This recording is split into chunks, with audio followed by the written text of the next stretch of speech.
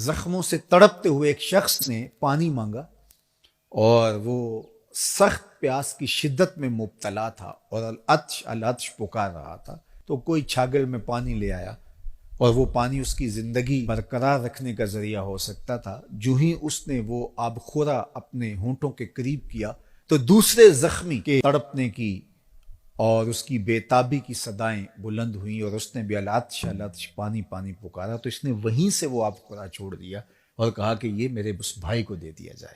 وہ پینے لگا تو تیسری جانب سے آواز آئی تو اس نے وہاں بڑھا دیا، تو اس طرح وہ 7 جگہ سے گھومتا رہا اور وہ پیاس سے جان دے دیتے ہیں لیکن ترجیح دوسرے بھائی کو دے رہے ہیں۔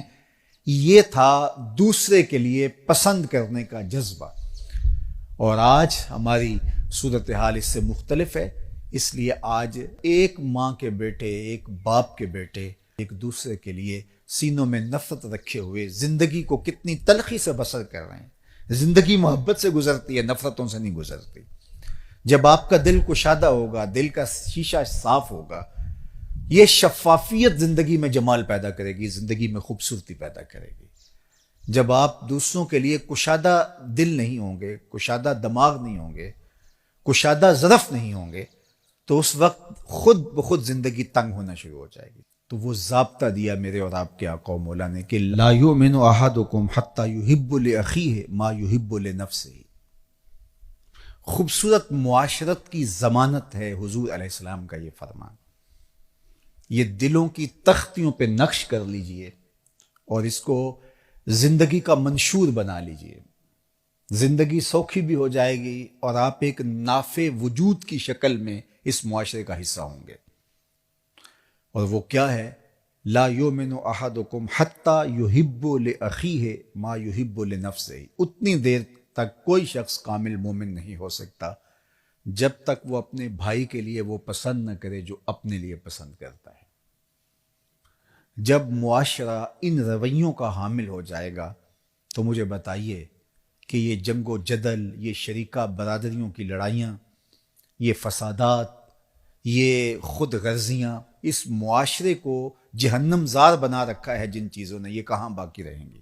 صرف یہ حدیث حسن معاشرت کی ضمانت ہے اگر اس پر میں اور آپ عمل پیرا ہوں۔ اس لیے مجھے اور آپ کو یہ طے کر لینا چاہیے کہ یہ زندگی کا بہترین اسلوب ہے اور خوبصورت انداز حیات ہے جو سکھایا گیا، اور ایمان کی ایک خوبصورت تعبیر پیش کی گئی کہ کامل مومن ہوتا کون ہے۔ ہم نے ایمان، صوم و صلات کو قرار دے دیا ہے۔ اس میں کوئی شک نہیں کہ صوم و صلات کے بغیر ہمارا دین مکمل نہیں ہوتا، لیکن جس طرح صوم و صلات، عبادات اور دیگر چیزیں ہمارے اوپر لازم اور ضروری ہیں، رویوں کی خوبصورتی بھی اسی طرح ہمارے اوپر لازم اور ضروری ہے، اور اس کی جو تربیت ہے وہ ان اصولوں پر ہوگی۔ تو آئیے میں اور آپ ذرا اپنے اندر جائزہ لیں کہ ہمارے وجود کی وجہ سے، ہمارے انداز کی وجہ سے کسی دوسرے کو تکلیف تو نہیں پہنچ رہی، اور ہم کیا جو اپنے لیے سوچ رہے ہیں وہ دوسروں کے لیے سوچتے ہیں یا نہیں سوچتے۔ خوبصورت انسانی رویے اسی معاشرت میں پنپتے ہیں جب اس طرح کی سوچیں نشو و نما پاتی ہیں، اور اس کے مقابل جب خود غرضی کا مزاج پیدا ہوتا ہے تو پھر معاشرہ انسانوں کا معاشرہ نہیں رہتا، وہ وحشیوں کا اور درندوں کا معاشرہ ہو جاتا ہے۔ اس لیے یہ حضور علیہ السلام کا فرمان کہ اتنی دیر تک کوئی شخص کامل مومن نہیں ہو سکتا جب تک وہ اپنے مومن بھائی کے لیے وہ پسند نہ کرے جو اپنے لیے پسند کرتا ہے۔ ہمیں پتہ ہے کہ ہمارے لیے اچھا کیا ہے اور ہم کن چیزوں سے سرشاری خوشی اور فرحت محسوس کرتے ہیں، اور ہم وہی اپنے دوسرے بھائی کے لیے جب کریں گے تو ایک صالح معاشرت تشکیل پانا شروع ہوگی، اور یہ مقصود ہے دین کا، ایک پاکیزہ معاشرہ تشکیل پانا، دوسرے کو ترجیح دینا، ضرورت ہوتے بھی دوسرے کو ترجیح دینا۔